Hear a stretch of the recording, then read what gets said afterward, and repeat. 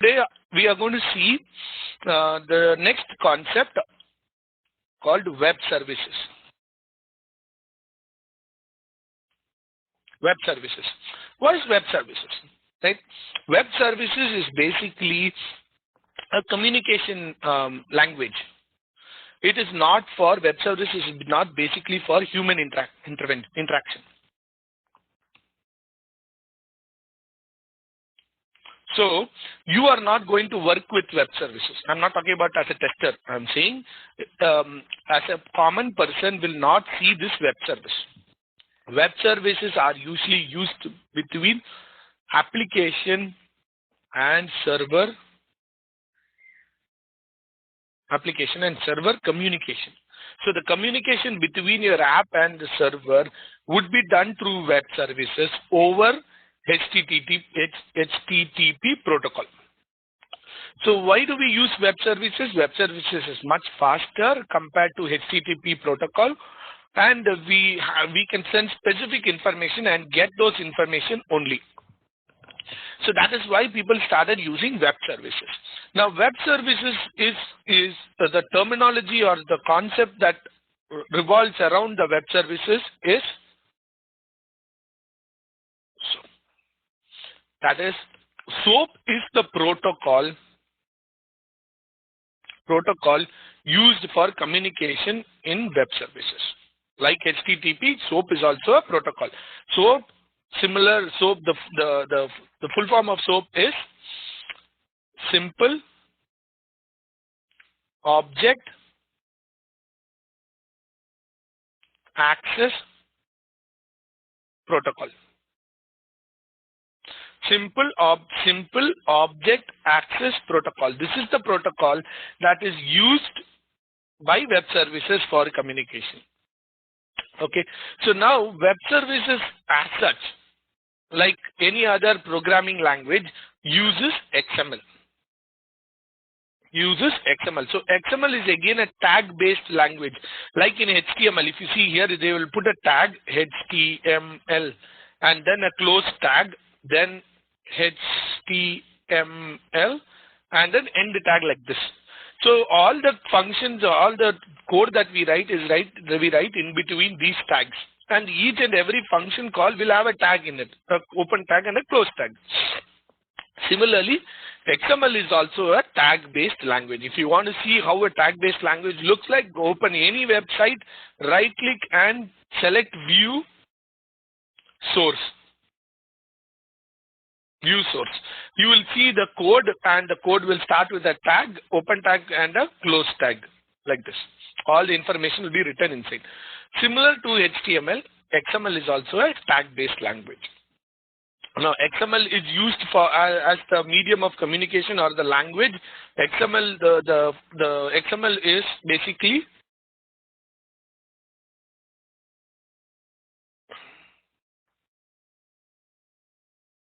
how do you spell that? Extensible markup language. Extensible markup language. So this is the language we use, and web services is the method of communication, and SOAP is the protocol used for communication. So this is the overall. Now web services, you as a human being will not work with web services. Web services is used between your application and server, or application and application communication. If you have another app and you want to communicate between these two apps, web services is used in this place. Guys, you are able to understand this. Now web services is developed individually, right? For every functionality that they want to use web services, it is developed individually. It will be given to you, and you will take this web service, provide the input data, and do your testing for functional or performance testing for web services. So we are going to see both how to do functional and performance testing using web services. So first what we will do, we will learn how to read web services. That's again a tricky but simple form of understanding how to read web services. While after we read the web services, we will know what are the input data that you need to provide. Then we will create a functional test case using SoapUI tool. This is the tool that we are going to learn how to do functional testing, and then we will take the same thing in load runner and see how to do performance testing using web services. So this is the overall that we are going to do on the web services portion. Any questions, guys?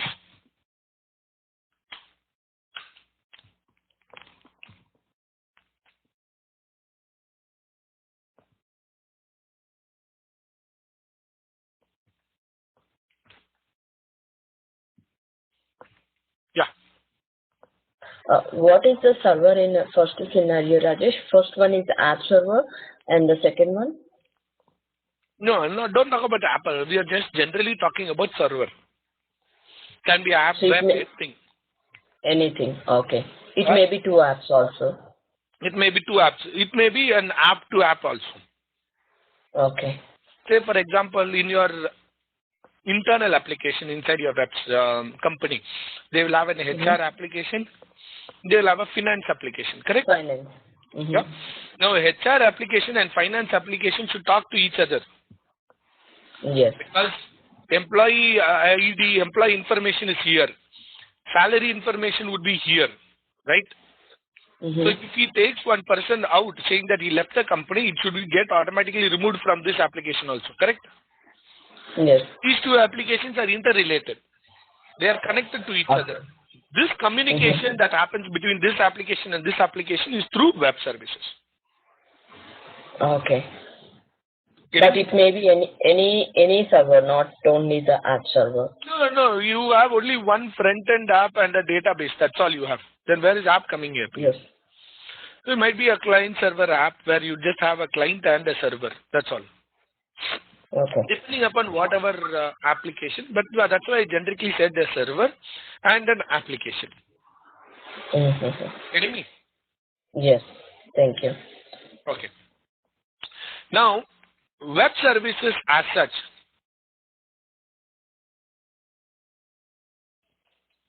Web services, right, uses WSDL. That is web service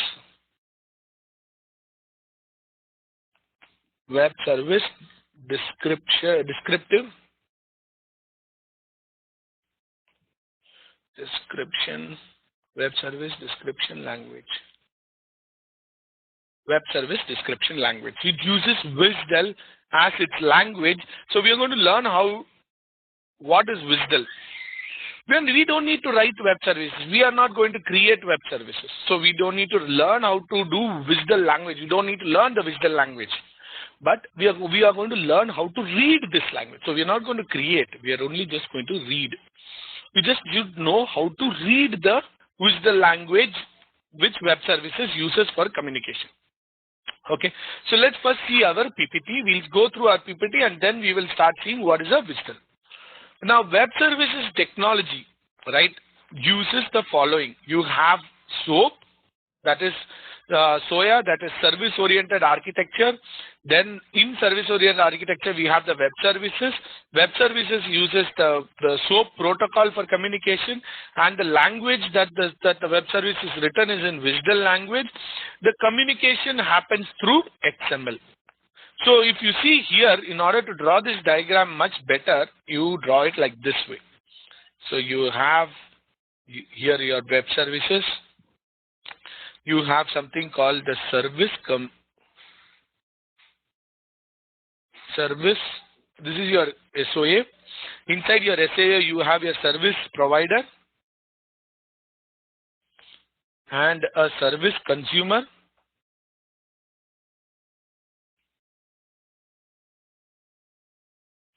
Now, this service provider and consumer uses web services, right?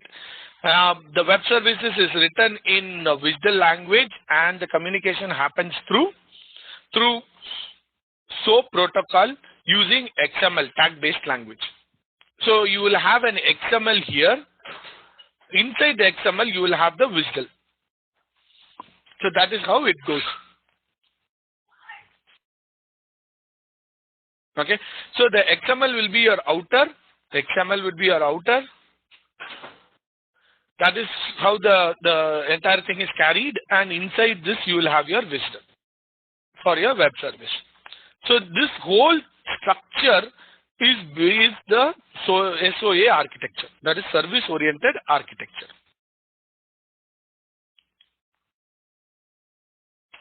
Now this is what I drew. So SOA, you have your service provider, service consumer, a service, then it is implemented through web services.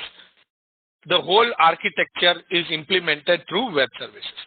Now what is a service provider and service consumer?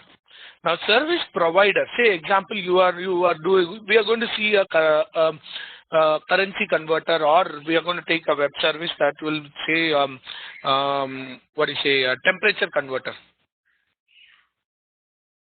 Temperature converter. Now temperature converter, you have to give what temperature you want to convert. So I wanted to convert, say I want to see what is 35 and what is from what to what. So I want to see what is 35 degree Celsius to Fahrenheit. Now to Fahrenheit.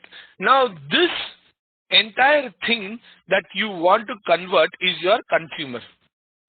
You will send the request to the service provider. Service provider will have the calculation. Service provider will have the calculation. It will calculate what is required. Say if we want a degree to Fahrenheit, it is 95 degree Fahrenheit or something like that. It will convert that and then send the response back to the service consumer, which you will be able to see. Now you as a person will not see this response coming up. It will come to the application, and the application will convert this and provide it to you in a readable format. Say for example, let's see how this works. Let's see when at the WSDL at the back end, right? WSDL at the back end, how it looks like. Now when I am going here, let me close all these things. Close this here. Now this is a simple temperature converter. Okay, this is a simple temperature converter where I am going to convert my.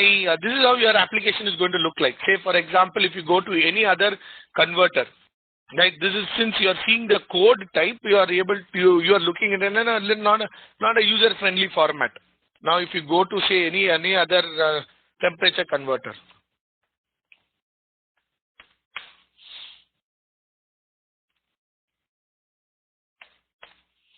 Now you see this.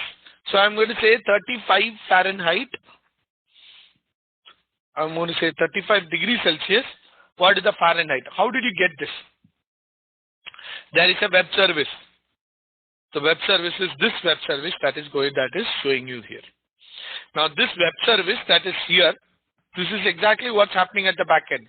You are selecting degree Celsius and Fahrenheit through this way, right? Through this drop down. But here in the raw code, what we have done here in the raw code is that we are entering the information. That's all the difference. And you providing the temperature here. So the temperature is, you are providing the temperature here. Once you provide the temperature here, the response comes back as 95. Now actually how does the response come back? Let me submit this. If I invoke this, you see, this is how the response comes back to the application. The application will take this value and display it in this format. Application will take this value and display it in this format like this. So you are actually not seeing what happens at the back end. You are only seeing what is the result that comes back. Since it's web services, it is pretty fast because the amount of data transfer is very, very minimal. Guys, you are able to understand? Any questions? Okay. What is data transfer, Rajesh? You said it is faster because the data transfer is minimal. 35, right? Yeah. That's your data, right? Okay, so basically you are sending only three information. You see here, you are sending 35 degrees Celsius to Fahrenheit. Yes. That's all the 3 information you are sending. Right. And you get the response back with only, see, how much of data will take for this? Very, very minimal, right? Minimal, yes. So this information, you take it, truncate all these unwanted things that are coming back and put only that 95 into this point here. That's why when I do this, it is pretty fast. You see here. Now I say 78. You see the speed at which it's coming. Yes. So when I type 7 only, that request is gone and I got the response back saying this. Now I'm typing 8, so 78 calculation is already done. Yes. Yes. That's why they use web services. If in case I have to use a HTTP HTML protocol instead of this, then I should have a submit button here. I have to click this, the whole page will get refreshed, it will send the request, the whole page request goes and then it gets me the response back. It's pretty time consuming there. Oh, okay. Okay. You're getting me? Yes, right. Yeah. Rajesh, can you open that PPT page? So the service consumer sends a request to the service provider, and then service provider will take it to web services where the calculation happens. It's in the service provider. Web services inside service provider. No, web service is not where the calculation happens. Now you are sending an information from Google saying that this is my username and password. Yes. They use the web services to send the username and password. Is web services going to calculate? No. Once it reaches your application server will take that information, process it, send the request to send the query to the database, pull the information from the database, and then generate the web services and send it back. Okay. You're getting me? Yes. So there is no calculation. The web services is just used for sending the information and receiving the information. That's all. Okay. Nothing else. Okay. Got it. Getting me? Yes. Yeah. You took a temperature converter as an example here. What could be the real-time service provider, Rajesh? Anything on your application. Temperature converter is also, if you're working in a company which is developing temperatures, you will be using that. See, that depends on for what they are developing. Say, example, your mobile application. Okay.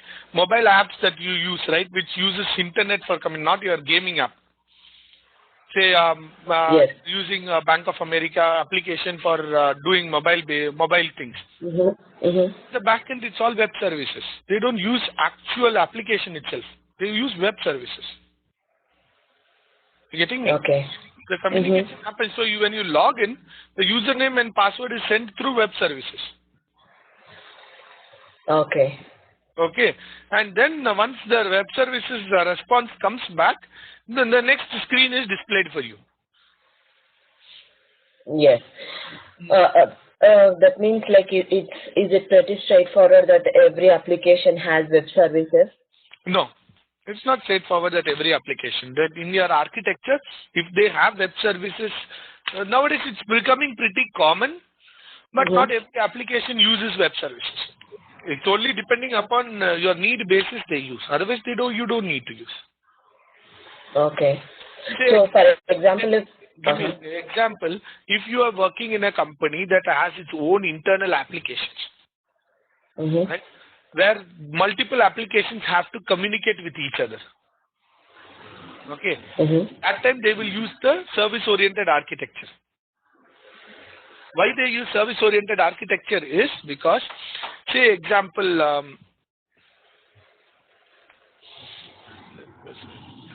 say for example, you have your, let me clean this up. You have your HR site here. Okay. You have your HR site here. You have your CRM website. Then you have finance website. All these things will sales. All this will be connected to a single database, right? Yes. Yes. in order to get the information. I have a sales team. I want to see what is the sales report. That team name should be here, right? The same name will be used by the HR. Same name will be used by the CRM. Same name will be used by the finance team. So all these things are connected. Now, if I have to say update the HR website, put a new release, right? I have to bring down this application. When I bring down this application, what happens is that, or say when I'm bringing down this database, right? What happens is all the application will go down. Yes. Right. So we will put a SOA architecture in between, service-oriented architecture, where HR site will communicate with this. This will communicate with the database. CRM will communicate with this. This will communicate with the database. So if I am making some changes in the HR website, I need not bring down this database because there is no direct communication. Right? I can just make my installation here and then go on with it. Right? Only when I do a complete some patch update for the database, I have to bring it down. Otherwise, if I am doing an update here, if there is a direct connection, I might have to restart my database in order to get the connectivity. Since there is no direct connection, see here, it's connected to SOA. SOA is your service-oriented architecture, which uses web services. So your communication between your HR app and the database is through web services. CRM app and database is through web services. All the requests that you send is sent to the database through web services. So that is how, that is where we use this. Okay. So if we need to put it in a way that for what we are using web services, can you please elaborate in a sentence so that we can understand it easily? We don't use web services, right? We use only as a human being. Yes. As application, in order to communicate between application to application or application to server communication. That's where we use web services. Okay. So the situation what you explained here, does it may happen without SOA? So if the company don't want to put the SOA there, so can they bring down, what would they do without using SOA there? If I have to make some deployment here, right? So I have to bring down the server. Yes. Then what happens is this is directly connected. So this connection goes off. Yes. So I have to restart my database. So in that case, if I restart my database, this application is down, this application is down, this application is down. Getting me? Yes. Yes. Yes. Because everything is connected to the database. So then I have to restart this, I have to restart this, I have to restart this. So if you put a service-oriented architecture in between, this will communicate to service-oriented architecture. Service-oriented architecture will communicate to the database. So if I bring down this, there is no direct connection. The connection is still live here. Correct. So what happens when I restart and then when I start sending requests, the service-oriented architecture will automatically connect to this and get the information. This connection is still there. So since this connection is still there, I need not touch this and this, correct? Yes. That is where we start implementing SOA, service-oriented architecture. So this is all done by the technical architect. For us, this all is out of scope. Yes. For us, they will give you the web services as a WSDL file. They will give you a WSDL file. Now you will take this WSDL file, read the WSDL file, see what is the input data that is required, get the input data, and then start testing here. Write your test cases. You will write you don't write a physical test case. The test case that you write will be in your SoapUI application. You will create a test case there. Nothing to write. Okay. The test case there means that you are loading this WSDL into the SoapUI and then providing the information and running the test. Okay. Got it. So the mobile banking, whatever we are using in our day-to-day life, are also using the web services, right? They are using web services. They are using web services. Even this is best example for web services is this. your eBay. Wow. Okay. eBay, Amazon is completely on web services. That is Okay. when you, So that's why. the moment you start Yep. typing, it will give you the list of information. Yep. Why your Google is also on web services, right? The moment you start typing, it will give you a list of options. Yes. Right? But eBay and Amazon, like, they are really fast into the online shopping, right? So maybe they are running on this. I don't know about Amazon. Let's not talk about Amazon. But eBay completely is on web services. The entire application is designed on web services. The communication, everything that happens is only on web services. Okay. I know about eBay because my friend is there in eBay. So I know that the whole thing is on web services. Okay. Good to know. Thank you, Rajesh. Yeah. Yeah, Rajesh. I'm confused about the diagram that you showed in the PPT. Web service is outside a service-oriented architecture. Correct. It's outside. Yes, that's the implementation, right? You implement web services. Okay. But how does that implementation work? What is there should be some discipline, right, which can control and work with it. Yeah. That is your service-oriented architecture. Okay. So when you see the next one, right, next PPT, as we are going down, you will have a better understanding. Just keep this PPT, it will keep changing. Okay. Yep. Rajesh, coming to the web services, does CT have the web services? Because it has all the... Yeah. There is a lot of web services that they develop here. But the applications that I work on does not have web services. Okay. No, the internal applications use web services, but the applications which I work on, there's no web services. There is only an XML communication. City's mobile app uses XML communication. They don't use web services. Okay. Okay. The City mobile app, right? They use XML. Even for intranet communication also? Yes.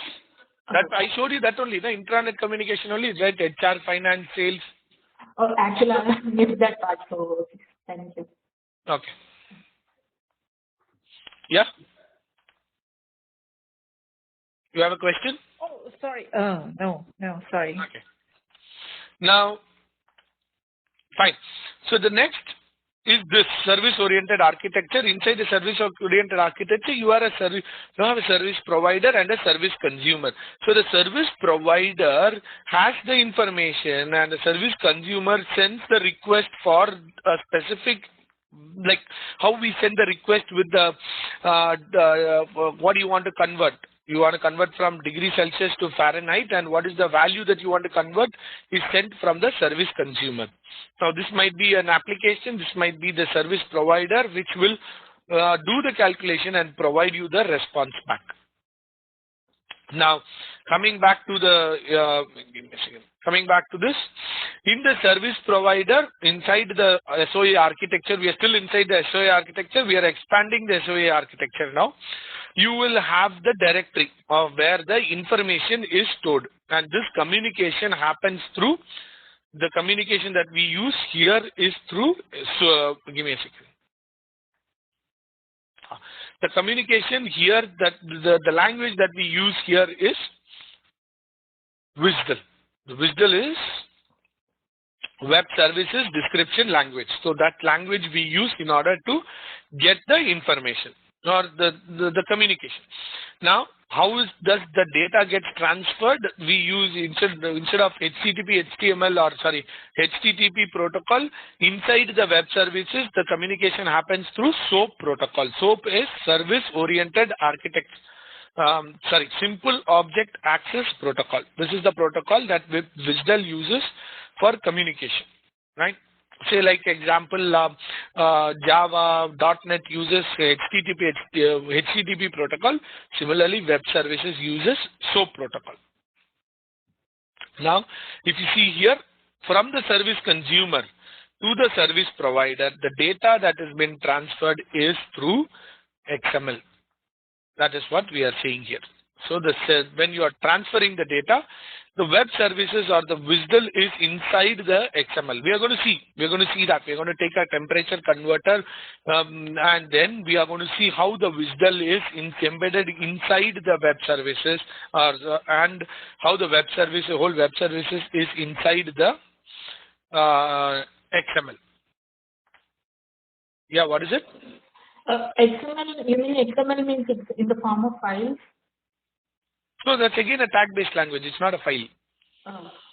It's again a tag-based language. Like your HTML, it's again a tag-based language. Okay.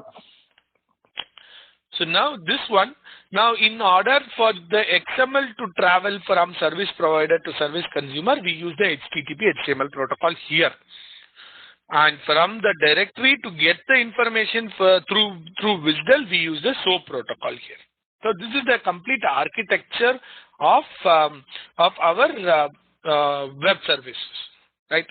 Now this site is no more there, so I have to update this. So I have a new web services site. We will take that because they have binded up this Chennai emergency website. Okay. So now coming back to the WSDL. So let me give you first let me provide you that so that you have that information with you. I'm sending it in chat. That's the URL that we are going to use, which has the WSDL file. Now I will tell you how to convert that into a WSDL. Okay. So now if you wanted to see, this is the application. Now this is the app that I sent you. The WSDL file, in order to see the WSDL file, this is the URL. Let me directly change it up here. Every time I'll say I'll do it later and I'll forget it.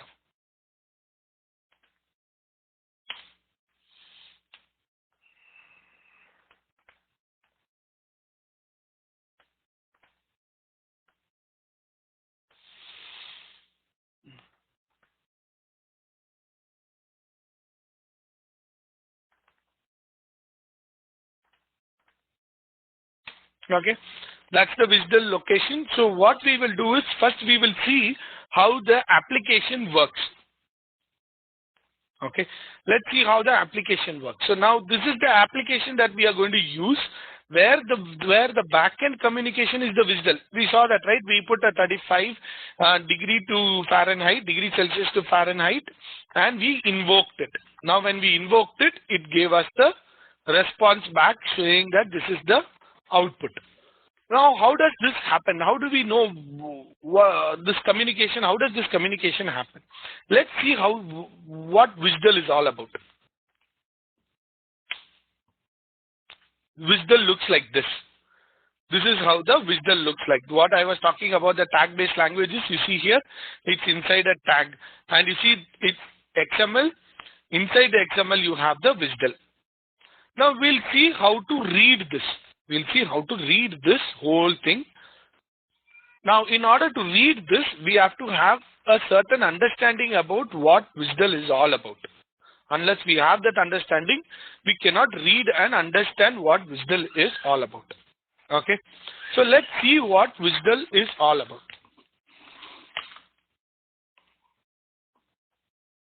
Now, in a WSDL, the two things that we need to do. WSDL, the thing is web services.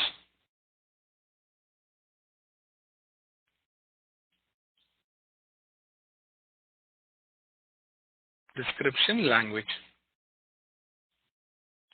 Now, in WSDL, there are two things that you need to see. One, what. Two, how. What do you mean by what? What is what a web service, what the web service does, and how it can be consumed. How it can be consumed. These are the two things that we need to, or these are the two things that define the WSDL file, right? In any WSDL file. So now what I'm teaching you here is generic template. So don't worry if no, I'm teaching you only a temperature converter. If in case an actual WSDL application comes, how will I work? No, I'm teaching you the generic template. So take any WSDL in that's available in the market. It should, must, and will follow this template. Okay. So there are two things that the WSDL we need to look in for.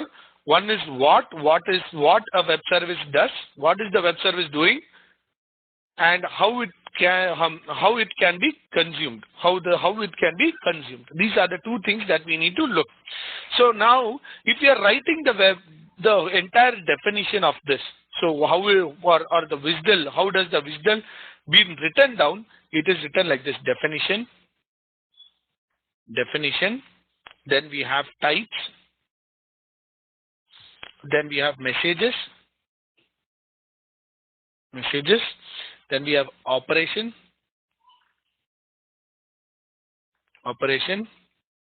Then we have port type. Okay. This is what you call what. Then you have binding name.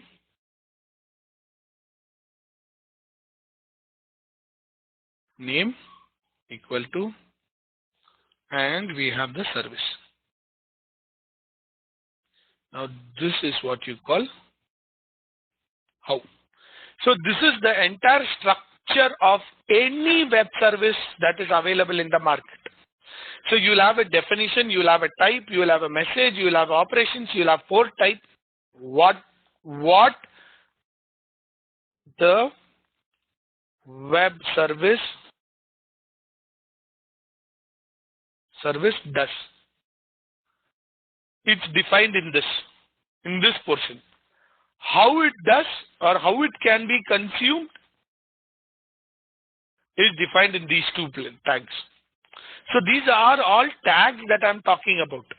Okay, you will see all this coming up in your web services. When we open the WSDL and start mapping this there, you will have a better understanding. But in order to map it, first you need to understand what are each and every definitions that are here, right? That will describe the web services. Once you understand this concept, when we open the web services, you know what to look for. What are the features that are there? You know what to look for. Unless and until you understand this, it's very difficult to focus and say what you need to, how can you read this web service. So now let me clean this up. I want the rest of the things. I'll just, because I need some space. So I'll say what and how. Now in this, let's see what is definition first. Now definition is, this is the root element. Definition is the root element which contains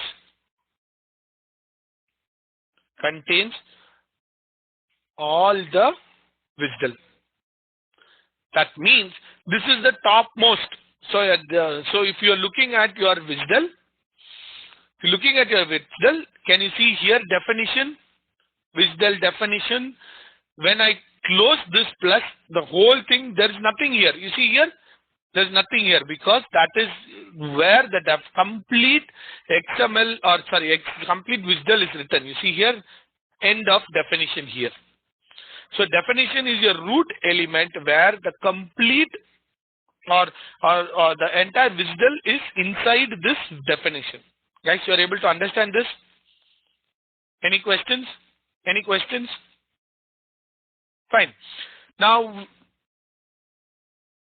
yeah. In my understanding, can I say something? So WSDL is nothing but the script, right? What the web services understand. Yes, it's the language. Like we learned QTP. For QTP, we learned VB script, right? Okay. You got it? Yes. Now, one more thing. Don't say script. Okay, that's not the right terminology. Okay. We tell it as language. Okay. Okay. Now, we saw what is definition, right? The next what we are going to see here is, let me minimize this. Yeah, we saw what is definition. The next is types. Now types is where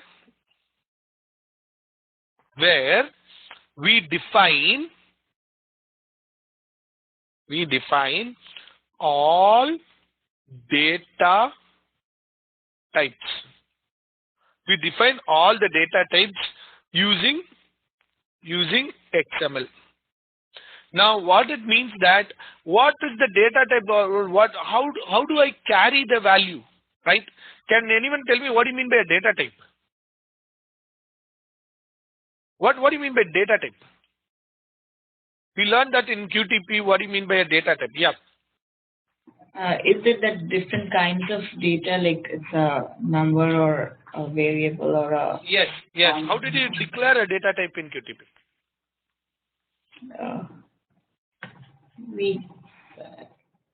I don't remember offhand. Okay. Yeah. How did we declare?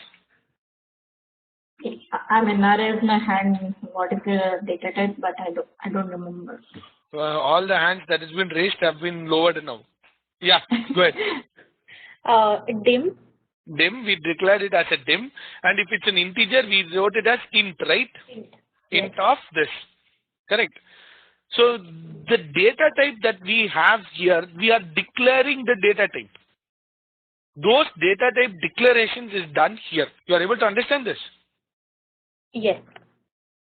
So what all data type that we are going to use in our web services or WSDL is declared in the types.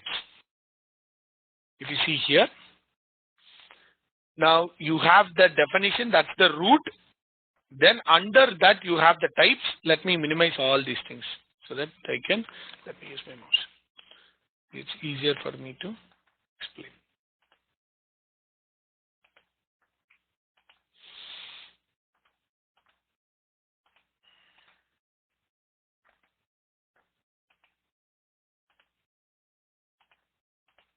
Okay, see the root is the definition. So once you minimize the definition, everything closes off, right?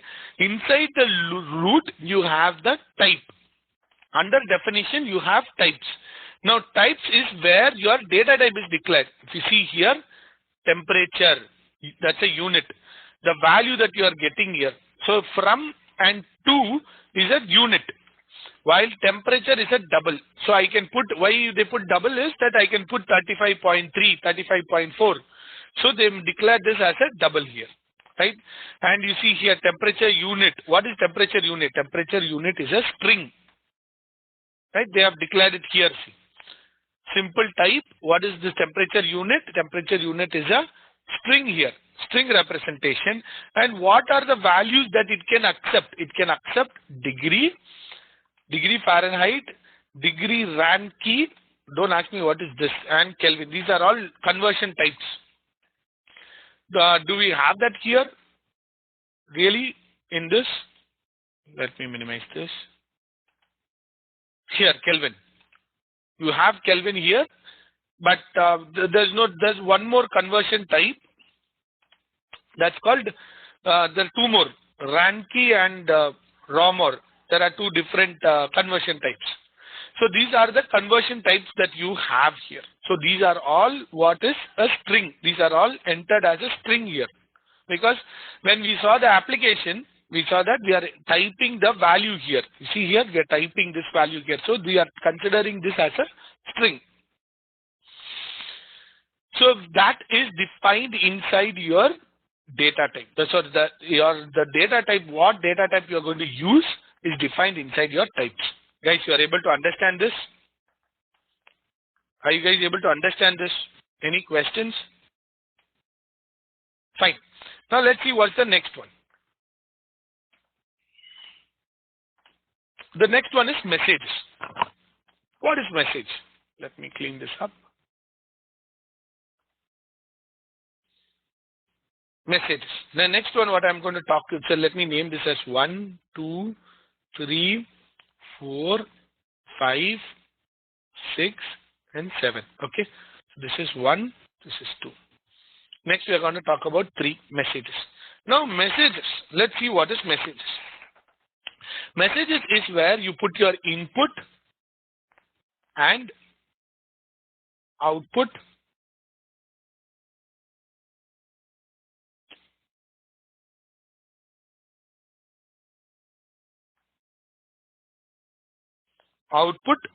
parameters are defined.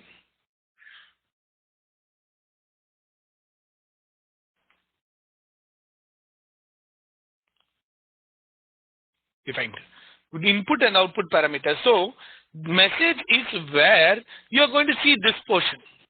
This is your message. You provide your input, and what is the output that you're going to get is all defined. That parameter is defined in your messages. So let's see that. I'm going to minimize the type. Now you have multiple messages here. You see here, SOAP input message, the parameter is a converter. SOAP output message is a temperature response. Then you have here you have the temperature. This is where you are going to get the information. So the application is going to get this information. So this is what you need to see. So the application that gets the information is this. You see here temperature from unit to unit. That's what you are going to see here. Temperature from unit to unit. And whatever data that's coming here is taken as a string here. Everything is taken as a string here. Then again, this is defining what body you are going to get your message. Again, the same, you are going to take this message and post it into the application. That's what it's describing here. When you post, what is the message that you're going to get back? So these are how we are defining it. So when I am submitting this information, the response that I get here is, you see here, you get the body as a double. That's what it is messaging here. You see here, path body element as double. So the input that you send and the output that you get is defined here in your messages. Okay, so it's defined inside your messages. So now we are just going through each and every tag here. Once we go through, I will teach you how to read it, how to find any information. Okay, guys, you are able to understand that? What about messages? You are able to understand? Any questions on that? Fine. The next one, what we are going to see is operation. 4 is operation. Now, operation is where your methods are defined. Method call that you are going to make is defined in the operation.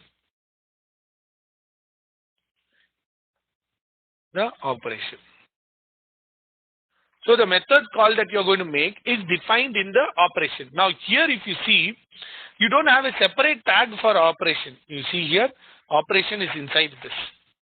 The input message, this is the method call that they are going to do. Now for output message, this is the method call they are doing. Right? So it is inside your port. The operation is inside your port. So that is where the method call happens. Okay. The next one is port binding. 5. Port binding means it's a collection of operations.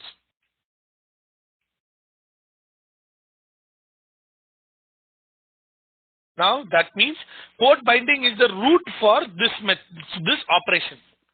So inside port binding, so you have a tag port binding, and inside that you have the operations. So that is how the XML is defined. If you see here, that's how the XML is defined. The root is port binding, and inside that you will see one input message and one output message with the method call here. Guys, you are able to understand this? Any questions? Fine. Then that is what we speak about. What we have. Yeah. Is it port type or port binding? Both are same or? Both are same. We call that port type, but in XML we write it as port type. Port type. Okay. Yeah. Port and type. The binding name comes under how, right? No, binding name is different. Binding name is how. Oh. Yep. Rajesh, through port, will we be sending the messages request and? No, not through port. Messages is where we send the request. Okay. Port is the method where what method we have to use. Everything is defined in the port. Oh, okay. Okay. Okay. So the next one what you're going to see is binding name. Now what is binding name? That's 6.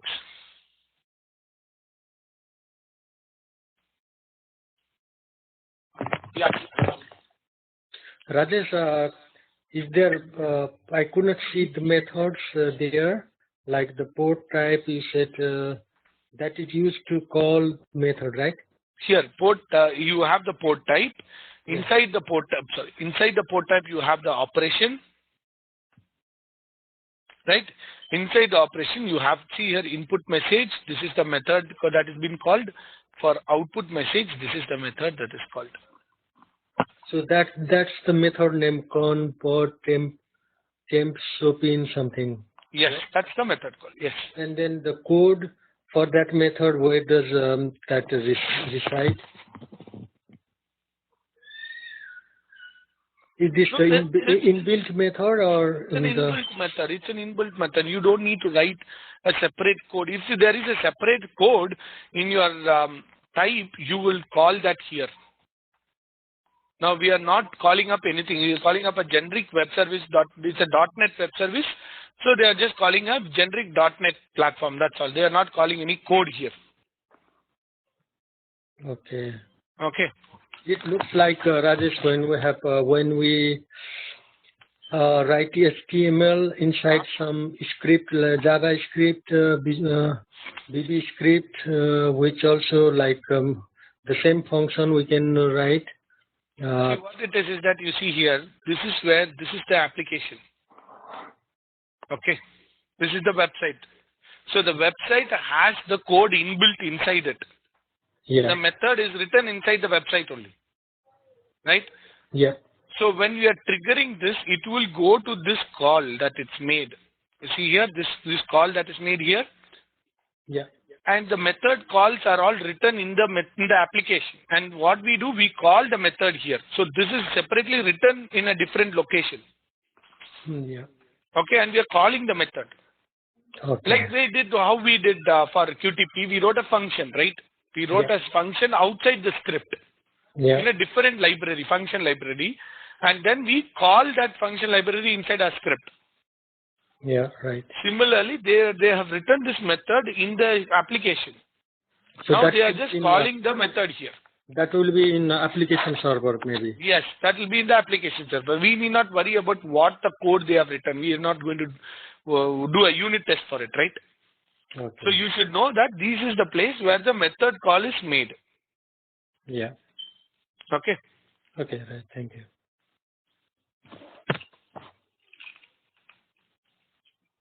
Yeah. Rajesh, like you said, the definition, the WSDL definitions, there is a start and there is a definite ending at the bottom. So all the types, messages, port types, and everything has a definite start and a closing. Correct. Okay. Here, if you see here, type, right? WSDL type.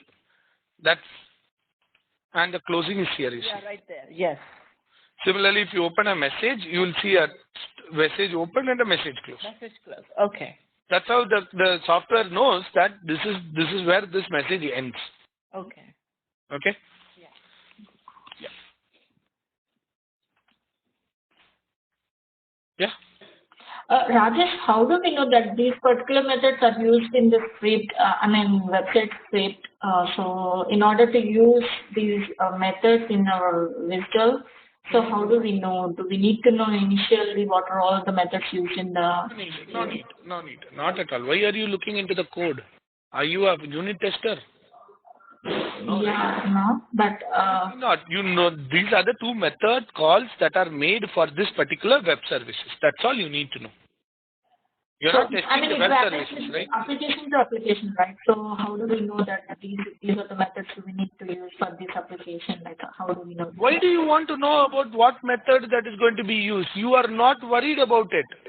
Right? Are you writing the WSDL code? Okay. Are you writing this code? Are you going to write this WSDL? Okay. No, right? They are going to give you this WSDL and they will ask you to test it. Unless and until you know how to read it, you can't write it. You can't test it. That's why I'm teaching you how to read it. Okay. Okay. Got it? If I just directly show you this and say this is how the web service is, this is how the web service, you have to invoke this and invoke this. You don't, sometimes the web service will not have a front end. They will give you this. Okay. They'll give you this URL. How are you going to understand what the hell is this, right? You can't understand. That's why I'm teaching you how to read it. Okay. Okay. Got it. Got it? Yeah? You have a question? No, Rajesh. Thank Okay, you. lower your hand, please. Yeah. Okay. So now coming back into our WSDL, right? Now we are in binding. So what is binding? Yeah. Binding tells how the generated SOAP service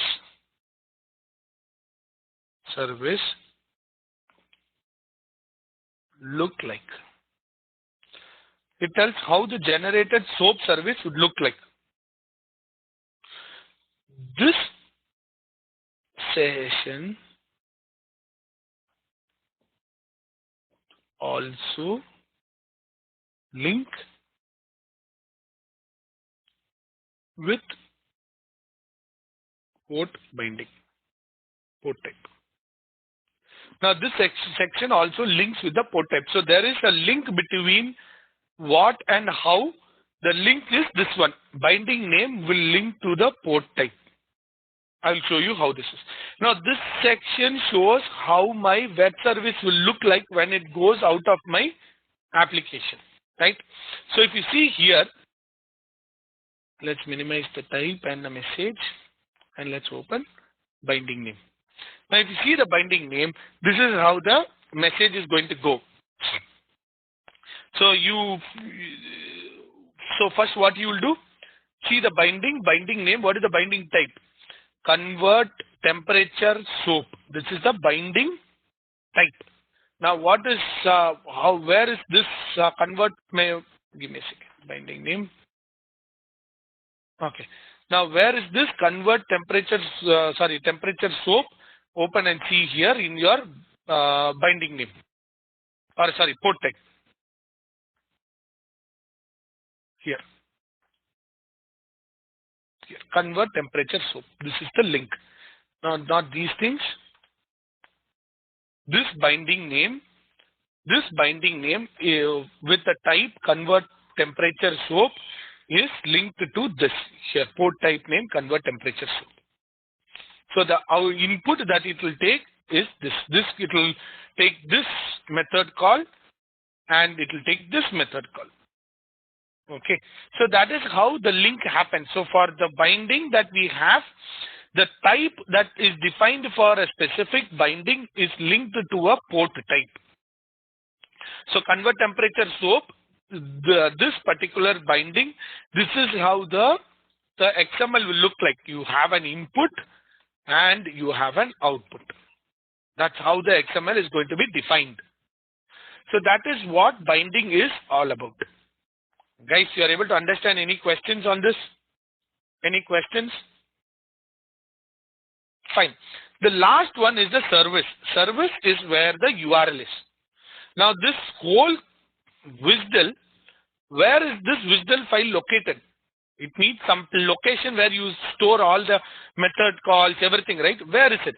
The URL is defined in the service. If you see here, it will give you the URL where the WSDL is located. If you expand service, let me minimize this. You see here, this is the URL, temperature converter AMX. This is where the URL is located. If you take this URL, if you see here, take this URL, put this here, enter. See, this is where the temperature converter user, this thing is there. Here is your SOAP. This is your request and this is your response. So this is how the entire SOAP is defined. So you can put your temperature here, unit here, unit here. So click on submit, you will get your response back. So this is where your entire thing. Now here, if when you ask the developer to give you the WSDL, he will always give you this URL. He'll give you this URL like this. Now where is the WSDL? So in order to define or get the WSDL file, you have to copy paste this URL, put a question mark at the end and type WSDL. Type this, you will get the WSDL file for that particular request. So that's how we get the request. So it's most of the time what the developer will do, the developer will just go and give you this URL where the WSDL file is. Now go here and put a question mark at the end of the URL and type WSDL. It will give you the WSDL file. That's how we take the WSDL file. Guys, any questions till now? Any questions?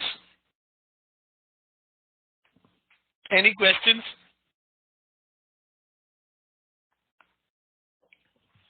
Okay. Now, we understood what is the structure of this WSDL. We understood what is the structure of this WSDL. We understood how the WSDL communicates, right? And we understood how to get the WSDL from the URL. Now, this is how the URL is going to come to you. They'll just give you the WSDL URL. That's all. Now, with this URL, how are you going to read this? Now, reading the web service or the WSDL is little different from reading any document. Any document, how do you read? Give me 1 second. Let me clean this up. Now, reading any document, you read from top to bottom. But WSDL, the best way to read WSDL is bottom to top.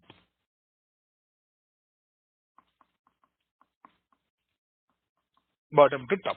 This is the way we have to read the WSDL. So the moment you get the WSDL, the first thing what you will do is minimize everything. Open only the definition like this. And then start with services. Now in the service, you will see the URL that has been defined. That is the service that you are going to use, right? In the service, there will be a binding in the service. You see here, the first service that we are going to see here is there are multiple services. We're not interested in all those services. What is the service that we are interested in is the first one. Now, binding, there is a service that is defined. There is a binding that is defined in the service. That is the convert temperature SOAP binding. Find that in the binding. Now I close services. Here, convert temperature SOAP binding, right? Expand this. Now this is how the URL is going. This is how the web service is going to be defined. So you have an input and you have an output coming up. Now what is the binding type? Binding type is convert temperature SOAP. So from, where is that gone? From the service, we found out, let me expand this. From the service, we found out what, here. From the service, we found out what is the binding type. Binding, what is the binding we are going to use? From that, we went to the binding name of that particular WSDL. Now, from the binding name, we found out what is the binding type. So first, we found out what is the service type. Well, service type binding is this one. From here, this is the binding name. So we found out what is the binding name here. We got the binding name here. In the binding name, see what is the binding type. So we know what is the binding type. From the binding type, find out where the message is. Right? From the binding type, you need to find out where is the binding type message. That is temperature convert SOAP. Temperature, this is the port type. So we will find what is the port type here. temperature, convert soap. We got the port type. If you open the port type, you will know that there are two method calls in the port type. There is an input call and there is an output that we get. Now, what is the port type name? Convert temperature. Right? That's the port type name there. And what is the method called? Convert temperature soap in and convert temperature soap out. Now, where is this convert temperature soap in and convert temperature soap out? That is here. You see here, convert temperature soap in, convert temperature soap out. Now, what is the parameter that is defined here? Name type parameter element convert temperature. Name type parameter element convert temperature response. So this is your request. This is your response. So you have one request and you have one response coming up for this. Now, if you see here, that is get in. That is convert temperature HTTP get in. That is where how the request is going to go from your application. So you have a temperature, you have a from unit and a to unit. That is how, or if you want to see the get or the post, it's going to post in. It's going to look the same. You have a temperature, port name temperature, port name Fahrenheit, from unit, port name to unit. So this will explain that we have three data that we need to provide. We have three data that we need to provide for testing. That is your temperature, from unit and to unit. Now, if you look at the application itself, you will see that there are three data that has to be provided. If you don't get this, how are you going to test? You are going to test using reading this XML. Guys, you are able to understand? You are able to understand? Any questions? Any questions? Fine. Now, let's see how to work with SoapUI. It's a very simple tool. Okay, very, very simple tool. Let's see how to work with SoapUI. So I'm going to go to Start, Programs,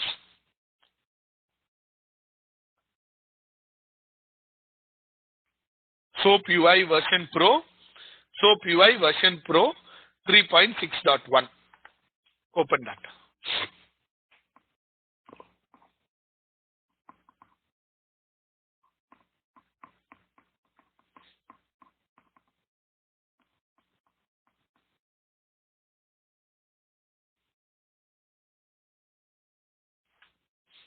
Give it some time, let it load.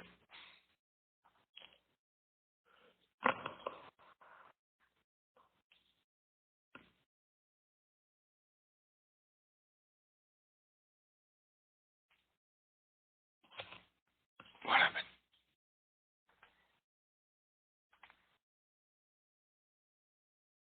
Oh yeah, it's loading.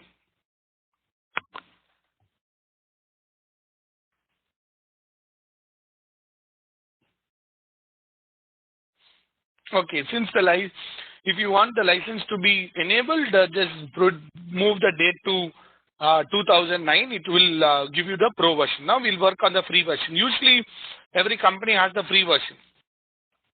Okay. Now what we have, this is the front end of the home page of your SoapUI Pro. Now this tool, it's a very, very simple tool. Okay, very, very simple. So what you have file menu, you have tools, you have desktop, you have help. Now here, there are so many options. All we are going to use is the new SoapUI project. So first thing what you'll do, you'll create a project for yourself. So you'll give the name of the project. I'm going to give it as QA batch 176. Now you have to give the WSDL here. It has to come with the WSDL. So you have to take the one which ends with WSDL. So this is the WSDL URL. Copy the URL. Put it here. Don't enable anything here. Leave it as it is because we are going to create all these things manually. create request. Yes, this has to be enabled. Only this default enabled, leave it as it is. Rest all, just leave it as it is. Okay. Now it will go to that particular website and bring the URL or bring the service here. Now you see there is a request. Double click on the request. See here, it's giving you the application in a web form. Now you don't want to see the web form, you want to see the raw XML, you can see the raw XML here. XML or the raw data. This all works only outline, all these things work only in the pro version. Well, form is more than enough, or you want to work with the XML, you can work with the XML. You see here the small SoapUI XML, it is providing you the information, right, with the header, convert temperature. There are two requests that is there. Same, they have put two requests. If you open this also, that's also a temperature converter. Okay, we'll use the first one. Just we'll use the first one. Okay. Now what we are doing here, I can either provide the information here, or I can go to form and provide the information. The only advantage of using the form is that you have a drop down and you can select this information. Where is this information coming from? This is this information that is giving it to you as a drop down. If you go to the XML, then we have to type this. You see here question mark given here. We have to type it. Okay. So if you use the form, it will provide the drop down here. So from where to where you want to have the information. So I will provide, say, example 40. I want to convert from, say, Fahrenheit to degree Celsius. Now how do I run this? Click on this green button, submit request. Now once you submit here, go to XML. This is the output. You see here the output. Overview, all these things will work only when you are, see, raw data. This is the raw data that you will see coming up in your application itself. You see, this is how the raw data is coming. So if you see the XML, this is the request that comes back into your application. When you send this, you get the response back like this. Say example, we saw 35 degrees Celsius to Fahrenheit. This is what we saw there.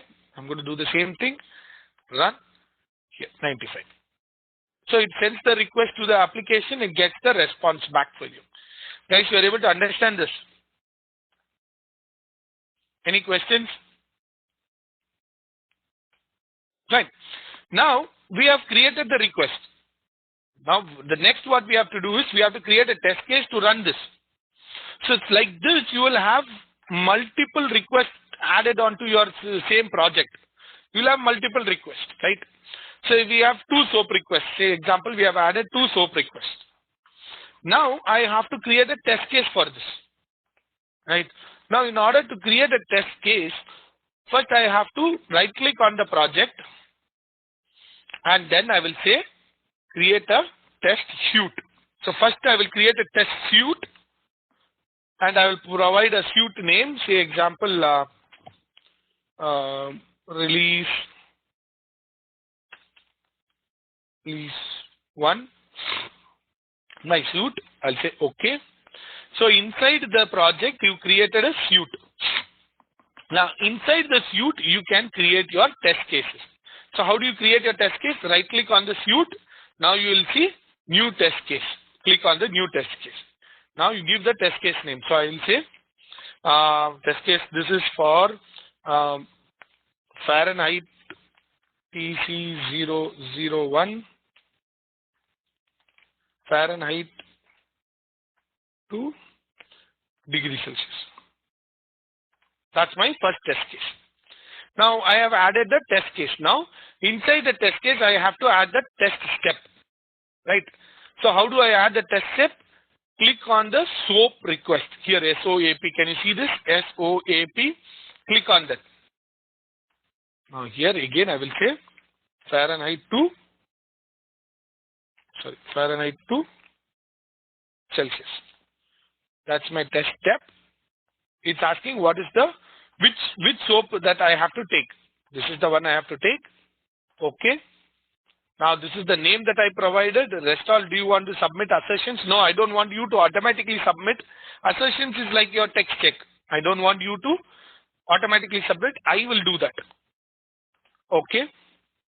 Now that is that is available here. Now here I will say Fahrenheit to degree Celsius, and I'll provide a value here. Say example 36. Okay. Similarly, you can create another test case. Similarly, you can create another test step. Go back to test step. Create another test step. I will say Celsius to Fahrenheit. That's my next test step. 2. Converter. Okay. Celsius to Fahrenheit. Okay. Now here I will give Celsius to Fahrenheit, and I'll give 50 degrees Celsius. So I have two tests that is here. You can execute here. The output will come here. You see here 122 Fahrenheit. Go to this. Execute this. The output will be displayed here. You see. So we have created like this. You can create multiple test steps inside a suite. So you created a suite, release 1, and you created a test case. Inside the test case, you created multiple test steps. Now you want each Fahrenheit to Celsius. I don't want this. I'm going to remove this out. Delete. I want to create another test step only. So this test step, right click on here and say new test case.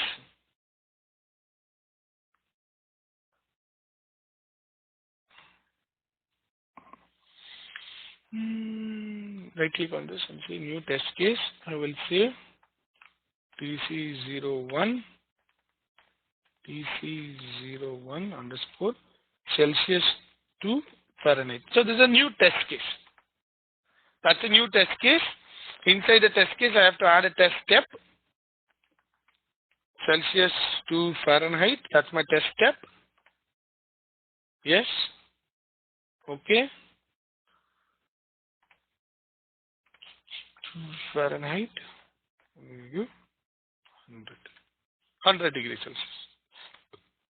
I get my output here. See here 212 Fahrenheit. Now this is how we define multiple test cases, or you can define one test case and put multiple steps inside this. So if you go back to your test suite, you will see multiple test cases here. Now all the test cases will be displayed here.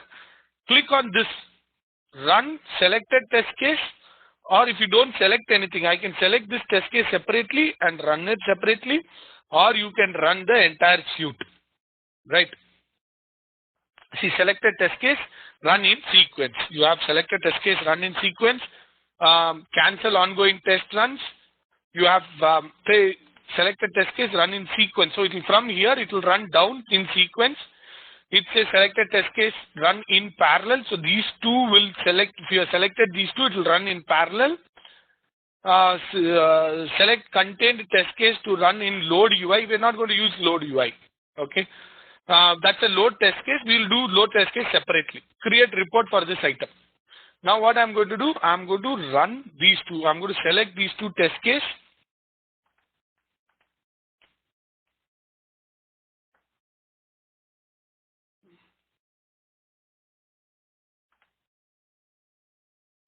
Okay. Now I'm going to run this. Now you see both the test cases completed. Both the test case completed. Now to see the log here, you see the log, it showed up. Green means it's completed successfully. It finished in this much time. It took 104 milliseconds to get completed. So it shows you the start time. It also shows you it ran anything. Say example you want to run in parallel. Just run like this. It runs both the test case in parallel. Okay. Now let me stop this. Okay. So this is how you execute the test case. Now in the test case, if you want to do it, inside the test case. Now you want to see it here. Let me bring this up. Okay. Now if you want, this is the test step, right? Where I'm converting Fahrenheit to Fahrenheit. This is what, Fahrenheit to Celsius, right? Fahrenheit to Celsius. Okay. Now let me run this. Okay. Now you got the Celsius value. Now, how do you know that if you have like say 50 test cases you are running, how do you know that every test case the value came? How do you know how did you got the value? So for that we have to see, we have to put a text check here to see a specific value came. Say example, if you give a wrong, if the data is not coming back, so you will not get the result, right? So we have to check. How do you check? You have something called the assertions. Click on the assertions. Here at the bottom, you have something called the assertions. Now here, what I'm going to do, I'm going to add a new assertion. Click on have the license tool. If we don't have the license tool, I'll click first. I will run the execution once to see what is the data coming up. Then click on the assertion. Click on the new assertion, right? And then what we will do, we'll select the XML path match. XML path match. XML path match. Click OK. Now the first thing what we will do is we will declare. Automatically this will come up. Once we declare, we know that this is the variable that we can use in our test. So or the declaration. So I'll say /ns1 : and what we want, convert, this is the data that we want, right? Convert temperature result 212 and the result. So I'll say convert temp result. Be careful, you have to be very careful on the capitalization. Okay. Then I will put an open one inside and close. So this is how we declare. Then let me check. So my output is 212. That's the expected result. Let me save and see whether it's picking up. Here it's picking up. So this is how we declare. So whatever data that we do, run. You see the assertion passed. See the log response. So the assertion passed. If it does not pass, it will fail. So now let's see. Let's make it 101. Okay. Now I am going to run. It will fail. You see here, assertion expected 212, but I am getting 213. See. So this is how we set the assertion. So we know that for the calculation that we have provided, we got the data back. So what I did here, all I did is I declared this, right? And then I put ns1. I called up this variable. You have to put double backslash. That's where it thinks it's the new line. Then ns1 is the variable that I used. That is got declared here. The namespace variable that got declared is here. So that I used here, ns1 : and then I gave the tag that I require. So I'll say convert temp result. The tag that I see here, I don't give open tag, close tag. And then in bracket, open square bracket, close square bracket, I put a number 1 there. Not I, it's number 1. Once I provide that information, I am saying that my expected result is this. This is my expected result. Save it. The moment you save it, it will give you whether the data is correct or wrong. See, it will not save if I put 213 and say save. You see, it automatically fails. It says whether your assertion passed or failed. So depending upon your expected result, it works. You see, that's how we work with assertions. So you can provide this assertion here. Let's do the assertion here also for Fahrenheit to Celsius. Let's do that assertion here. I'm going to open that. I'm going to go here. I'm going to remove this. Okay. Now I'm going to run this. Okay. Now I'm in the XML. I'm going to create a new assertion. XML path match. Okay. Now I'm going to first declare. Once I declare, it will declare the namespace variable. I'll say double backslash NS1 colon, what is the one which we wanted? We wanted was convert temperature temp result. CONVERT TEMP RESC result. And then open square bracket 1 close square bracket. Why, if you don't give the expected result, it will fail. You see, the expecting empty, but actual it's coming this. It's expecting empty because we did not give any expected result. So I have to say what is the expected result. So I have to copy this whole expected result here. And I'll put the expected result here. You see, the assertion passed now. You see. Now when I run here, where is the suit? Yeah. Let me go to my suit. Here, this is my suit. When I run, both passed because my assertions passed. See here, both passed because my assertion passed. If I go here and change the value of the assertion, say example, you did not get the actual match. I was expecting 213. Okay. If we run the suit here, this failed. You see here, this failed. Why it failed? You see, test case failed due to the step 2 time taken. This one expecting 212 in the assertion part. Oops. Give me 1 second. Expecting 212 in the assertion part, 213 in the assertion, but I got 212. Double click on this.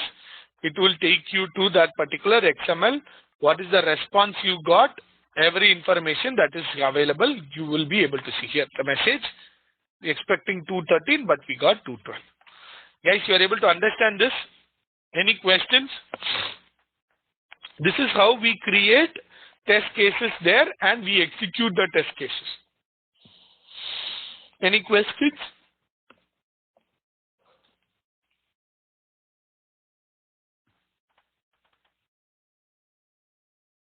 Now, if you want to generate a report, click on this.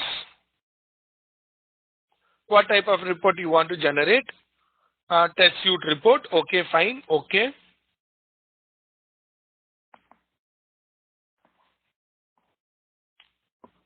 Here, you see here, it generated a report. See, number of test cases that were ran is 2. Number of assertions 4, because already one default assertion is added there. That's why it's showing. All the information that is required will be provided here. See, test case 1 passed, test case 1 passed, test case 2 failed. It's showing you that the test case 2 failed, cancelled due to failed test step. Let's go to the next page. See, first test case, everything looked good. Second step, failed test step, expecting 213, but actual was 212. So this is how we get the information. Now you can save this as a PDF file and send it for your report. Guys, any questions? Any questions? Yeah. So Rajesh, as a tester, we do this part only. We create test suite, test cases, and then test steps, and then execute the test cases. And if there is a defect, we'll generate a report. Defect or not, you will generate the report. Default, you will generate the report. Oh, Otherwise, okay. how will you know that all the test cases passed? How will the client know all the test cases passed? Okay. We have to, by default, we have to generate the report. If it failed, it will show in the report only it failed. Okay. So Okay. as a tester, we do only this part. As a tester, we do only this part. But in why I went through the whole 1 hour of that explanation is, you should understand how to read the XML. Correct. I don't want you to be a tester who does not know what you are doing. That is why I explain. Now, if I show you a whistle, at least you will know how to read the whistle. Yes, right. That's why we went through that. Okay, thank you, Rajesh. Yeah. What if we have the more test cases? Do we execute them individually and write the assertion for each and every test case? Yes. Okay. See, what happens is that, web services, you will have a maximum of 10 web services in an application. That will be the max. not have 500, 600 web services. So all those 10 services, you will create individual test cases and put them in it. So it might be one web service might have multiple features in it. Yes. So like example, this is one web service. Temperature converter is one web service. In that you can convert 4 types. Yes. So you will add it as one test case with 4 different steps. I just showed you how to add multiple test cases. That's why I put it as 2 different. Yes. Right. So you will run it as one test case with different steps, or you want to run it as multiple. It's up to you. However you want, you can run it. Okay. But we have to execute each and individual one separately and doing the assertion for each and every test case. Correct. Correct. Even if you add individual steps, for every step that you are adding, you have to add an assertion. Okay. And coming to the top portion, why did we get 2 requests there, Rajesh? That's because in the XML there are 2 requests. If you see here, it's saying convert temperature, soap 12. Let me minimize the messages.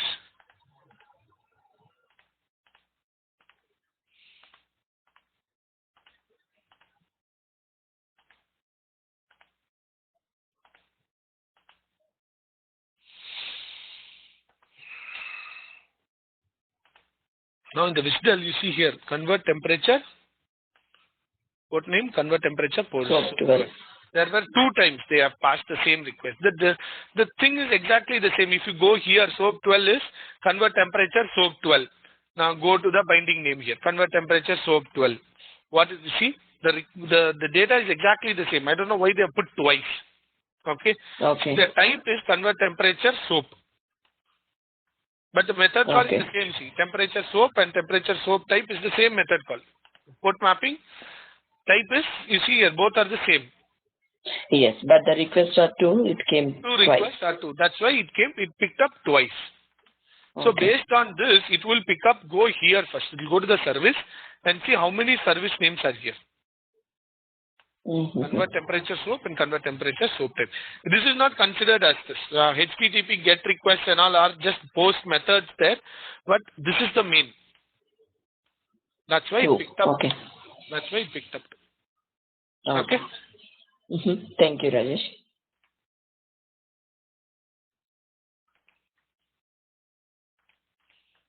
Okay. Any other questions? Fine.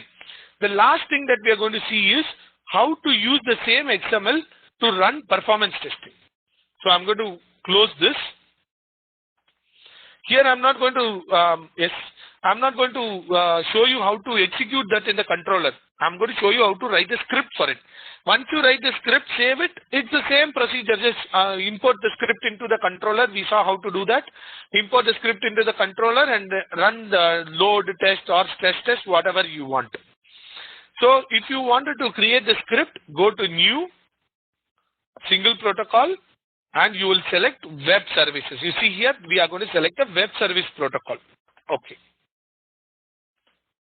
Now in this, the additional tabs that come up other than the normal HTTP HTML is this manage services. You see here, soap tool. This is the additional tab that comes up here. So here we have manage services, add soap service call, settings, and import soap. We will be using import soap. We will use when they give you an XML file instead of a URL. The same URL, what they will do, they will give it to you as a file. They'll send it to you in the mail as a file. In that case, you use the import, where you will say, go to that particular, browse to that particular file and select that file and load it. If they are giving you as a URL, go to manage services. Here you will say import and provide the WSDL here. I'm going to provide the WSDL here.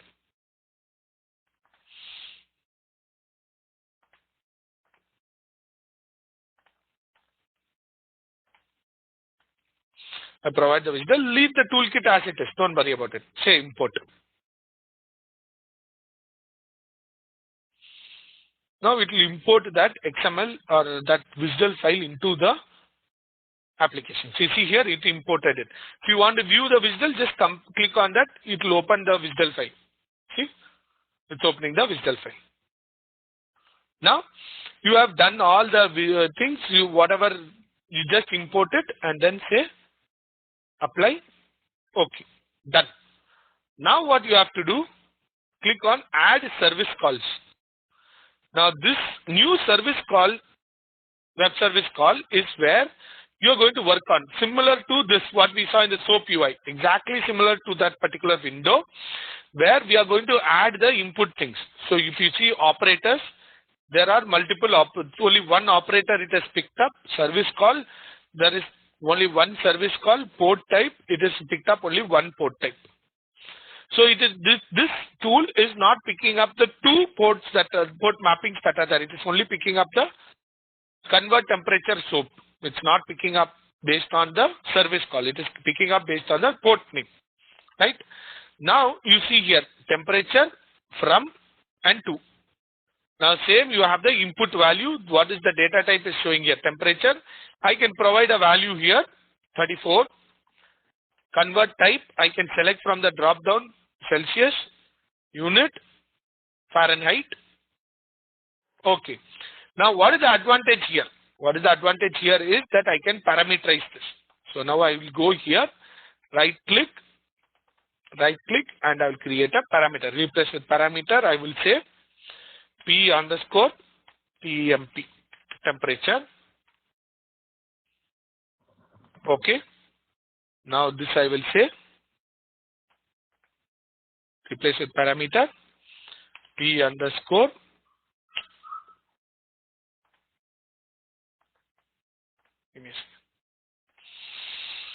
with parameter P underscore, I will say from unit. Okay. Right click, replace with parameter P underscore to unit. Now to unit, I want to put it next to from unit. So I'll go here and I will say from unit, add column, to unit, name. That doesn't come unless you, I'll say same line as from unit, close. Okay. Go back to my parameter list, to unit, I'll say to unit. So now I can provide multiple data here. Right, I can provide the next, I will say Fahrenheit to Celsius, whatever value I wanted to provide, or you can provide another column here saying temperature, say for 34 Fahrenheit to Celsius, what is for all those information you can provide and run it. Now when you run it, you can put a start transaction, end transaction here, just execute it.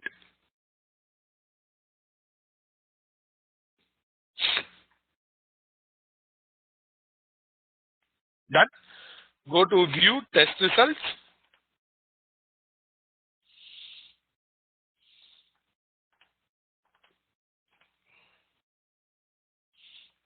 This is the value that comes back.